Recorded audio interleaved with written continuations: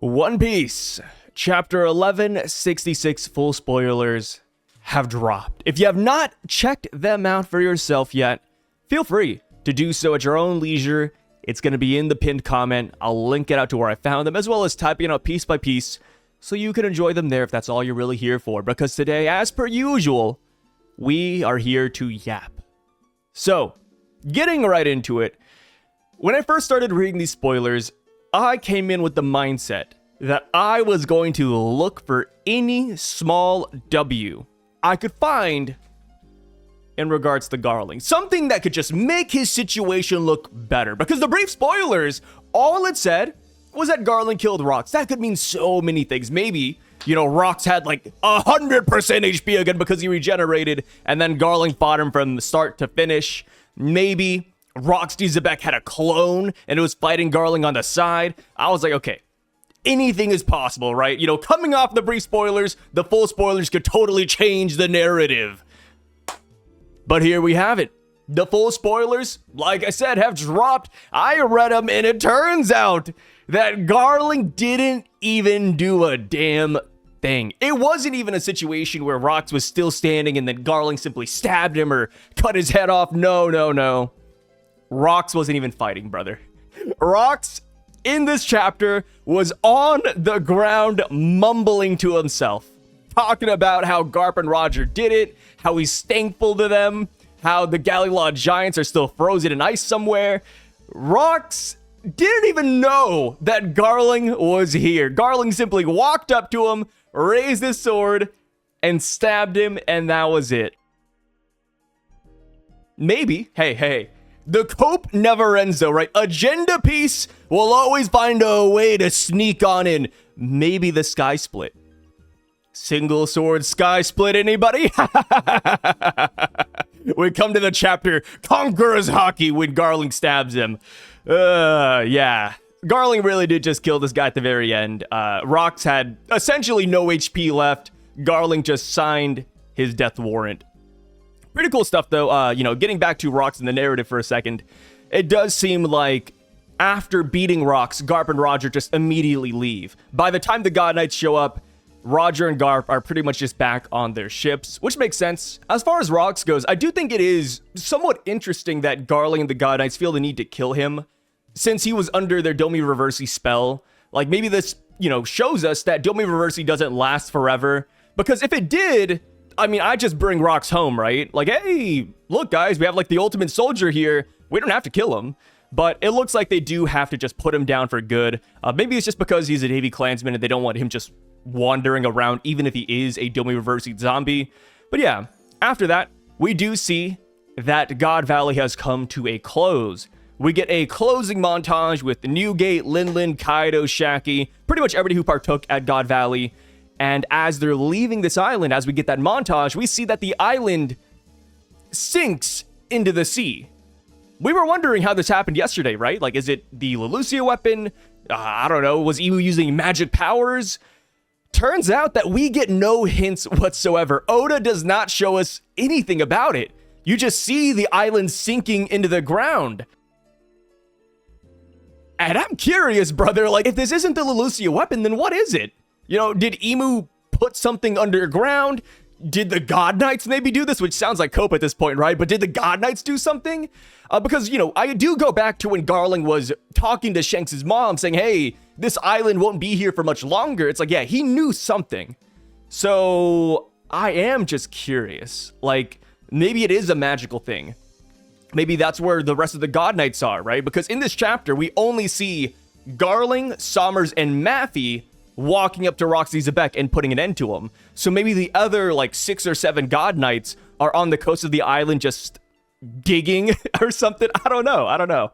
Which, I do want to say this, I do have, this silly agenda with the God Knights. I like to root for bad guys, and, I like to have fun with it, essentially. But I am, not disappointed, but I'm surprised that Oda didn't show us more of them. They don't have to win, but I'm just like, wait. There's so many families we haven't met yet. We finally got these guys in the story, and not a single thing about them. Oda's really keeping us in the dark, and I wonder if that's because he's saving them for, later. Oh, in Elbaf, more of them show up, or, ooh, the final saga war is gonna go crazy, and we just want to save all the surprises for that. Maybe that's it. But yeah, like even Gunko, for example, right? Oda dedicated like a whole page to just Gunko, God's Steel. And then it's like, okay, say goodbye to Gunko. We'll never see her again. It's like, huh, what is he doing here? What is he doing? So we see that Roger, now that he's returned to the ship, he hears a strange noise coming out of a treasure chest. And surprise, surprise, it is, of course, baby Shanks. And we talked about this yesterday, but this page is exactly the same page that we got during Volume 4 Billion, which is pretty cool. Of course, in Volume 4 Billion, we just got a lot of sketches and doodles, pretty much stick figures and, giant circles just all around.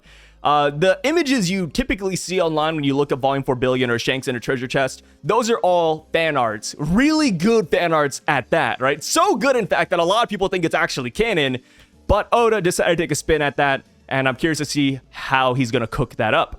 So, next thing we see is that the news of the ROCKS Pirates' loss has spread around the world, and that news has reached King Herald. King Herald witnesses a giant attacking a human town, and King Herald lays the beat down on this guy, beating him black and blue in a fit of rage.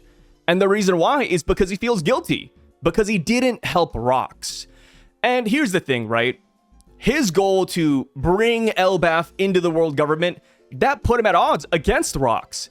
And now that ROCKS has fallen, it's like he has to double down. That's how he views it. So this giant, who is standing in the way of peace for Elbaf, standing in the way of his future, yeah, he is laying waste to him. And it makes sense, right? Like, hey, that path with ROCKS, it's gone and dead. I don't want to besmirch him. I don't want to show that me not going there was meaningless. So I'm going to beat the hell out of this guy, which is pretty crazy. I do wonder who this giant is with. The only giant pirates we know of in the story is really just the new giant warrior pirates and the old giant warrior pirates. But it looks like every now and then, just a rogue giant will leave Elbaf and just start attacking humans. And yeah, Herald wants to put a stop to that because, of course, it's not looking good for peace. It is not looking good. So next up, we see Loki's reaction. He really wanted to join the ROCKS Pirates, so he's just sad that ROCKS is gone. And he's talking to ROCKS about Sun God Nika and how he thought that ROCKS was actually the god of destruction. ROCKS says no, he was not a god at all. In fact, he was just a pirate that wanted to conquer the world in order to change it. Curious words here. I do wonder. Of course, we know that the world government is very corrupt as it stands. But the world under ROCKS, this Davy back-loving pirate, would it be better or worse? I kind of stopped and thought about that. And it's like, okay, well, Emu is bad, right? Celestial dragons are no good. ROCKS, though, letting the world just loose, would that be better? I do wonder, and I do want to ask you guys that. Like, if you had to pick a world ruled under Emu or a world ruled under ROCKS, which one would you go to? Because I'm assuming ROCKS is kind of like a might is right kind of guy. Emu's the same way, but of course there's like a little veiled layer where you don't see that. But yeah, that is fascinating. And I do like how he doesn't call himself a god of destruction, which makes me wonder how much ROCKS knows about Sun God Nika. Because ROCKS did talk about the 2 devil fruits he wanted to eat at one point. I wonder if he's ever going to make that connection saying, oh yeah, what are those fruits, by the way? It is Sun God Nika. Funny you mentioned that, Loki. I'm looking for that thing right there. We cut to Marine HQ, and we see that Dragon is being held in a detention center. Garp shows up and tosses him the key. Dragon says, hey, Dad, I'm quitting the Navy, right? Garp says, yep. And Dragon says, Dad, I kind of hate you. And Garp says, yep. And that's pretty much it. This is the first and potentially last time we will see Garp and Dragon in the same panel. And it makes sense. I can't imagine Dragon going back to the Navy, although I did think he would. So I caught the L right there. Because Dragon and Akainu, they seem to have, this weird relationship where Akainu just really hates him. And because of that, I was like, oh, maybe Dragon sticks around for a little bit. Because in this part of the flashback, at this time, Akainu's not even a part of the Navy yet. So I was like, wait, where does that bond come from? Is it while Dragon's a freedom fighter? Maybe they meet on the front lines or something? I think that could be it. But yeah, it looks like Dragon does quit right away. And Garp, I wonder, you know, this is kind of like left in the air according to the brief spoilers. But I wonder if he like got the key through legitimate means, or if Garp simply stole the key and he's breaking his son out of prison, right? Like, was this officiated is what I'm wondering. Going on, Harald has taken leave to go to Marineford, Marine HQ, because he wants to bring Elbaf into the world government no matter what the cost is. And this mission has become really tough because going back to the giant we talked about earlier, the one that Harald beat black and blue, the newspapers reported that as Harald being a violent giant, a scary, violent, angry man. So Harald's like, okay, I gotta do something about this. I gotta atone. I gotta show that we're not violent. So he shows up to Marine HQ and he says, hey, Navy officials and world government, spare my words some attention. Let me atone for what happened during the last 1,000 years. I want to apologize for all the mistakes that the giants have made. I want to prove to you that my peace is sincere, so that the children of Elbaf can live without having to hurt anybody, so that they can live with your children. Give me a chance to make up for our sins. I will become a slave even if it's for that cause. He breaks off his horns, his face is covered in blood. And in the last panel of the chapter, we see Emu's eyes. Bro. It reminds me of like the Squidward meme, right? No slaves, I'm sleeping. Slaves! Eyes open. Just Emu appears, and I kind of wonder if this is just Oda doing like an artistic thing, like, oh, like, yeah, Emu, this is when his side of the story comes in. This is when the relationship is established. Or if Emu actually can hear what's happening, right? You know, like, literally, Harald is like, yeah, I'll be your slave, guys. And then Emu's like, whoa, did I hear that right? Like, Emu's all the way up the Holy Land, but yet he can, like, see through their eyes. Or maybe there's a world government official here who is connected to Emu and Emu's tapping in. I don't know, brother. Crazy stuff. I am surprised. I really thought genuinely that we'd have like at least a chapter of God Valley left, but no, we leave halfway through this chapter. Pretty crazy, man. Oda is moving at a breakneck pace. Great stuff overall, though. You know, this chapter seems very straightforward. My favorite part, probably going to be the Dragon and Garp situation, right? Just Dragon saying, hey, I hate you, Dad, I'm leaving. And then Garp's just like, yep, yeah, fair enough, man. I understand. But yeah, we got that. We got Garling doing the potential single sword sky split. Can't wait to see that in the panels. And it looks like moving forward, we're just going to be spending our time with King Harald. I am excited. You know, some people are thinking about the King Harald flashback already, and they're kind of groaning, like, you know. Before we got ROCKS D XEBEC, it's like, oh my god, baby Loki, ushered, King Harald. People like King Harald, but I feel like, you know, comparative to ROCKS, it's like, ooh, peaks and valleys, right?